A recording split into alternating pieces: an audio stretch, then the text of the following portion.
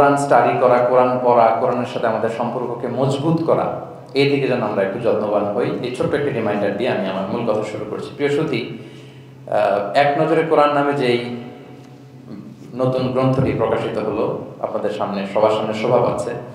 আমরা কি করেছি এই বইতে একটু করে আপনাদের সাথে শেয়ার করতে চাই।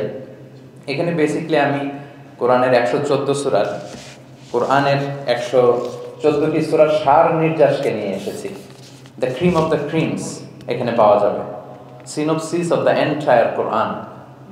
পুরো কোরআনকে যদি সামারি করা হয় বা কোরআনের কি ফ্যাক্টগুলোকে যদি নোট ডাউন করা হয়, ওইটাকে যদি সুন্দর করে ডিজাইন করে সাজানো হয়, তাহলে যেটা হবে সেটাই হচ্ছে এক নজরে কোরআন। এই কাজটা আমরা করার চেষ্টা করেছি এবং এই বইতে কোরআনের তথ্যগুলো, মেসেজগুলো আমরা খুব সহজ ঝরঝরে বাংলা ভাষায়, যেটা পড়তে কষ্ট হবে না বা বোরিং ফিল হবে না, একাধিকবার সম্পাদনা করে করে এটাকে পলিশড করে একটা ঝরঝরে বাংলায় আমরা উপস্থাপনের চেষ্টা করেছি।